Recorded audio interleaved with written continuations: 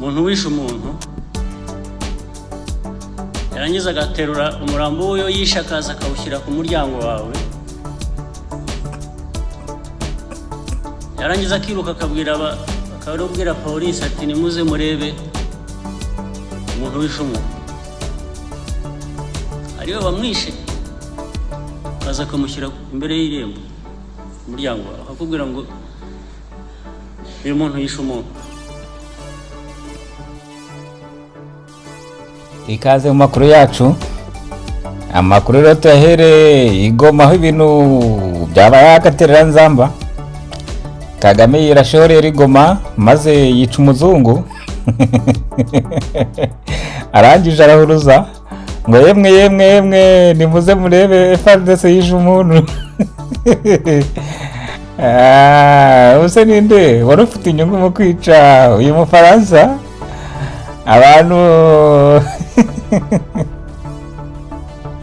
Abantu bose barabizi ko aya mabara akorwa modus operandi ni ya RDF AFC/M23, kuko Tshisekedi we ashyigikiwe n'amahanga, ntabwo yajya kwisenyera inzu rero yubatse ya diplomasi. Ibi nta gushidikanya rwose, ibi ni Kagame M23. Rero murabizi hari igihe Kagame yeze kuvuga ngo baragenda bakica umupfu bakaza bakamutereka imbere y'inzu ye hanyuma bagahuruza. Kuri iyi nshuro ni Kagame babyikoreye rwose, M23 RDF babyikoreye barangije barahuruza. Turabigarukaho muri aya makuru ikimana zombi ziri kwivugaho. Igihe umuvugizi wungirije wa leta Maurice yabivuzeho ndetse n'icya guverinoma ya Kongo ivugaho, ni agaterera nzamba rero aho Kagame yirasaho akica umuzungu yarangiza agahuruza ati muze murebe FARDC yishe umuntu. Ngayo nguko muri aya makuru. Kandi turagaruka ku bihano abantu bakinishije byahawe ingabo z'u Rwanda, aho rwose zakubitiwe ahakubuye. Abantu barabikinishije rero murabizi ryashyira hamwe cyangwa se amarushanwa mukunda kwitabira i Kigali, nako yikunda kwitabirwa ngo n'abantu ngo bakomeye cyane begereye ubutegetsi, babyara ba Kagame, bakuru ba Kagame, bashiki be, inshuti ze zose. Ngiyo boro yabaye bose ngo bajya muri arena. Kuri ubu bakomatanyirijwe rero ni ahantu umunyamerika badafite ukuboko, kagakipe kabo kitwa ngo ni APR Basketball Club, gasanzwe kari muri Boro Africa, ryashyira hamwe abanyamerika bihimbiye muri Afrika ngo bateze imbere umukino wa basket. Bayirukanye bayihambiriza izuba riva APR Basketball Club. Ubwo rero Kagame atangiye kumva umuriro, atangiye kumva ubushyuhe uko butangira. Icyaki ry'abarezi ngo ni Clea Kamanzi nawe teka mutwe, uyu rwose nawe baraje bamuvudukane bamwurize igifobagara. Baraje bamwurize rwose mwirukane. Mu minsi iri imbere nimuzatangazwe mwumvishije ngo yanditse u Rwanda kurusezera, kuko ikipe y'u Rwanda ntago yavamo ngo wahasigare. Abanyamerika ni danje ntago bakina sha. Amakuru yacu rero kuri Norai nta kinyoma. Iyi ni televiziyo ikubitira ikinyoma hakubuye rwose ikacyandagaza. Rwanda Day rero ngo ku nshuro ya mbere ngo yaba igiye kubera mu Rwanda. Ku nshuro ya mbere harahuriye n'ibihano se abanyarwandakazi. Ibyo nimuhimbaze namwe mwikorera isesengura, twe tubabwira ukuri kandi ukuri kukabatura. Igiye kubera bwa mbere mu Rwanda. Ubundi murabizi ko yaberaga Amerika, Burayi, yewe no muri Afrika nabwo yakabereyo. Abanyarwanda rero bagomba kwishakamo ibisubizo kubera ibihano by'abanyamerika. Abanyaburayi nabo rwose ntugire ngo baroroshye. Ejo Kagame yari yagiye kwinjiga amakuru ati rwose ndakwinginze ni wowe nagira, ubu ni wowe papa, gerageza umvugire nibura namwe nimungurire mu ngata nk'iy'abanyamerika bakoze. Makora ati hoshi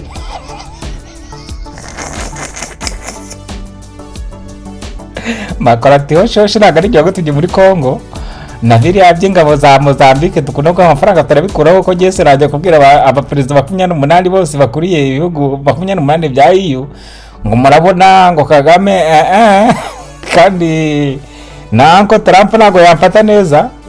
Ubwo rero ihangane ujye kureba umupira ujye kureba PSG ibindi tuzaba tubiganiraho. Ngayo nguko ibya Macron na Kagame. Ngayo nguko Kagame rero ngo hari ikintu ashaka kubwira aba diaspora i Kigali. Ngo atababwirira mu mahanga kuko amazi atari yayandi, ngo arashaka kubabwira ngo ubu nta mikino ni ugukotana.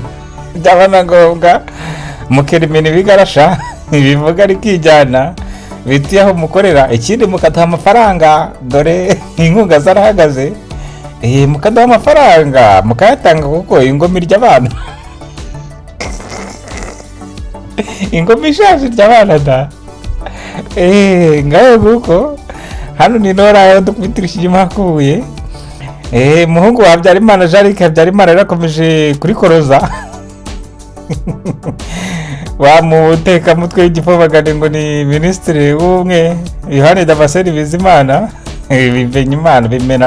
Bimenya baswa. Ngo na Habyarimana na muhungu we. Hose nduhungire he. Ntanduhungira baraje ati vuga uvuye aho turakureba.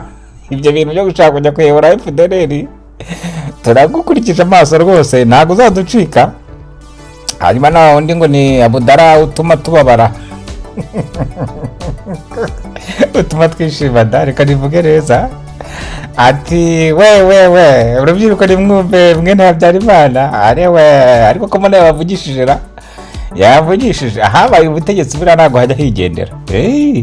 Na Kagame ngo bamuzanye kuyobora kubera ko bari bazi ko ibwami ise yigeze kwegera ingoma. Ise yigeze kwegera ingoma 1959. Hanyuma baramwegera avuga ati buryo wakandagiye ibwami bundi abafite akayihayo. Ako kayihayo niko natwe dufite. Ntago muzaducika. Ngayo nguko Abarundi rero rwose ndabemera cyane. Bazi kwikemurira ibibazo nta muntu bajemo. Arengiye we Bunyonyi General Neva yamurekuye yamufunguye kubera impamvu humanitaire, ibintu bidasanzwe cyane rwose. Iwacu kugira umuntu azagufungure, Kagame azagufungura umpa n'induru. Uri umunyapolitike nk'uko kwa Bunyonyi. Reka da General Rusagara yapfiriye muri gereza. Colonel Tom Byagambo barimo, Kagame aracyamutenya soba kiri muri gereza imyaka ingahe yose. Deo Mushayidi reka da ntago yamurekura nka Deo wanamukoreye. Aho nka Deo Mushayidi aziriki. Kagame we wari kwe Deo Mushayidi. Inde wundi Victoire dore baracyamufite, barafinda ngo n'umusazi, baraza bagafunga umusazi. Yewe gayega mucoma ye baramufungiye ko ntago nta muntu ukina n'umunyamerika. Giye bimenyeza mfite 100% uko Kagame y'Abanyamerika. Rwose icyo kirazwi. Ngayo nguko rero amakuru atari ifumbire yo ko tuyahere ku nkuru nyamukuru kuko ayandi yo nyabaciriyemo. Inkuru nyamukuru rero ni iraswa ryabaye igoma ku munsi w'ejo. Iraswa rero ngo ryagenze gute? Saa 9 z'ijoro. Mujye mwumva abajura n'abicanyi batangira saa 9 z'ijoro. Tegereza drone irasa saa 9 z'ijoro. Hari amakuru atari ivumbi dufite rero ko ubundi uriya muntu yishwe kera na drone sarasa. Abantu baraje baramwica. Bamaze kumwica babona nakava. Kumwica rero ngo bigamije iki? Icyambere, Leta Zunze Ubumwe za Amerika n'Abanyaburayi barasaba ko ikibuga cy'indege gifungurwa. Noneho cyafungurwa hakaza abazungu n'abandi benshi baje gufasha. Icyo ubwacyo ntacyo yitwaye. Ariko RDF M23 AFC M23 baratinya ko abazungu bahagera bazajya gutaburira ibyo rusange. Bakadokimanta amabi bwicanyi, genocide, yicarubozo, gufata ku ngufu byose byakozwe na RDF na M23. Ibyo bintu Kagame nagashaka kubyumva. Agomba gukora igishoboka cyose kugira aburize mu mugambi wo gufungura ikibuga cy'indege. Icyo cyumvikana. Icya kabiri, ibi bintu abantu benshi babitangaje ko muri Goma hatewe n'Abanyarwanda. Hera ku muvugizi wa leta yavugiraga M23 kandi naho bahuriye reka da wera Jean Maurice ati rwose biragaragaza ko umwanzi w'u Rwanda ari ku mupaka. Umupaka se Igoma ni wanyu mu Rwanda. Umujura yarafashwe. Kagame yabaje guhakara ngo yereka gusa ndi muri Kongo mureka ibibazo bya Kongo ngiye bya Kongo rwose kuri bya Kongo ni mukabesanya CNN ikabaza atari ko se nyakubahwa perezida hari ahantu hafite ngabo ngo I don't know rwose nako mbizi Kagame ageze aha abanyamerika baramubwira ati nutabibyemera tugiye tubona muri Amerika baranditse ngo twemera ubufatanye Amerika mukubise ibihano ati turemera kuzikurayo bwa gatatu noneho asanga kuzikoza ati rwose ingamba z'ubwirizi ntabwo tuzazikuraho batabanje gukora FDLR none ubugome iraterwa bati abanzi bashobora ku mupaka ariko abanyarwanda muransetsa twebwe ntabwo twagura u Rwanda dukunda u Rwanda ariko ntabwo dukunda amanyanga ya Kagame uduhoza mu ntambara nagashobora gukemura ikibazo cy'imibereho mu Rwanda ngo ave ku butegetsi abandi nabo bayobore nagashobora kunga amateka ahora avuga ko amateka ye y'abatutsi ariyo mateka mazima mbega amateka afite aho urira n'umututsi niyo mateka mazima abandi reka da ibyo nivangura ibindi si bizabeye Kagame nashaka gukemura ikibazo cy'inzara kiri mu Rwanda imyaka ibaye 30 Kagame nashaka gukemura ikibazo cy'umutekano imyaka ibaye 30 umutekano buriya ntibazakubeshye abasirikare bo bumva umutekano ko ari ibura ry'isasu mu bantu iyo umuntu atarashe nta kibombe cyatewe ngo ubone umutekano ku gisirikare ariko umutekano ku baturage icyambere ni umutekano wo kuvuga icyo utekereza ku butegetsi ku buyobozi bwawe ikintu cya mbere cya kabiri umutekano wo kurya inzara yahari ntacyo maze icya kane ni umutekano wo kubona nangabo n'imbunda zihora ziri mu muhanda abantu ngo burasibisikana abasirikare ubona aho hari mu yandi magambo umutekano niba ari 100% mu Rwanda hari umutekano w'10% ari ryo ryibura ry'isasu umuntu utarasa ariko baraswa ku manywa y'ihangu abafungwa bafungirwa ubusa nk'uko bavuze nta mutekano uhari ku 10% muri context y'umutekano muri rusange ubwo rero tuvuga gutyo nituvuga ko Kagame akwiye kuva ku butegetsi umuntu wese umaze ku butegetsi imyaka 30 ararambirana Kagame yafunze amashyaka yose nta shyaka ritabwa n'ubutegetsi riri mu Rwanda riyagerezaga rya Habineza nawe baramukanze bamutera ubwoba urumva nta kintu yakora ubu yabaye umusenateri nyine ari yibereyeho nta kundi yabigenza kandi nabamufera ko nanjye ngeze i Kigali usibye kuceceka ukundi bahita bananyica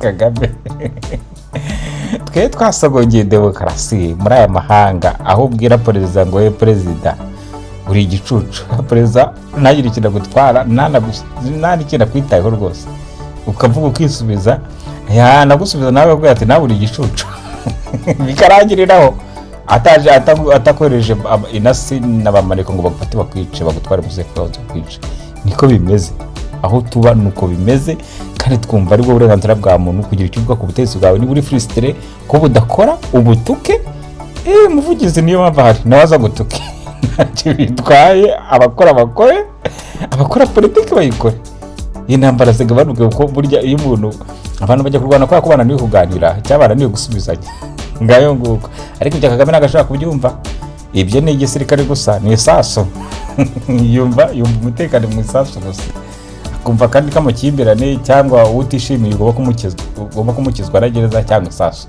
ibyo bintu nibyo turwanya twivuye inyuma muri rusange hanyuma rero Igoma Muyaya nawe yasohoye itangazo ati we nta nubwo yigeze avuga ibintu byinshi ati rwose turihanganisha umuryango w'Abafaransa n'abantu ba UN bose turasaba iperereza kandi uzashaka gukorana na leta kugira tugire iperereza nibyo ariko u Rwanda FCM turahita bashinja Kongo muri kubyumva nawe ahantu biri muri investigation baravuga aki profite le crime nababwiye ninde wungukira muri iki cyaha mu byukuri kurasiga umukarasa umuzungu ninde byungukira iyaba ari FARDC ntabwo ari kurasa umuzungu ari kubanziza kuri Nanga igakurikizaho Bakenga igakurikizaho Kabila igakurikizaho n'abandi kuko ntabwo yewe aho bari cyangwa n'undi muyobozi wembe turabaza aho batuye ntabwo bari kujya gukura umuzungu aje bo mu gihe no gushaka gukura Kongo kuyikoraho amaboko ngo bavuge ko iri kwica abazungu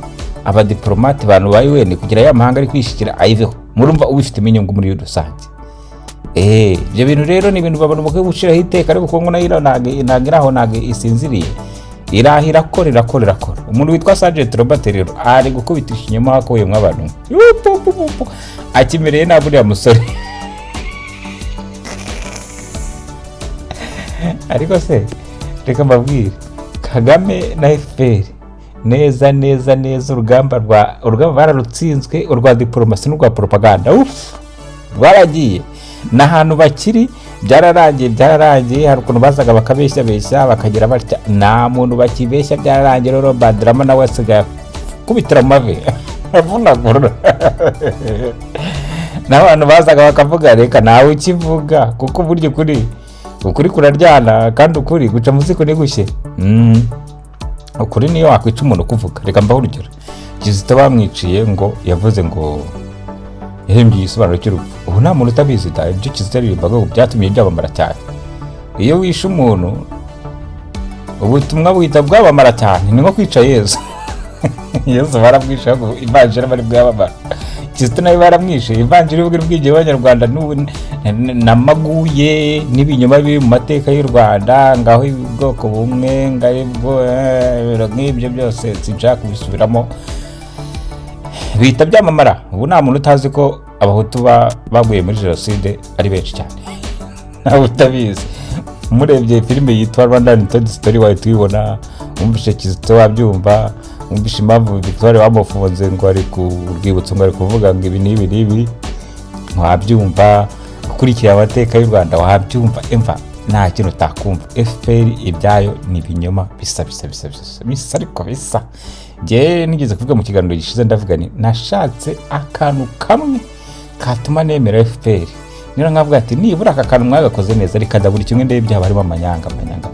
Ofete biragoye ku muntu wize utekereza kandi w'umusesenguzi kuyoboka FPR.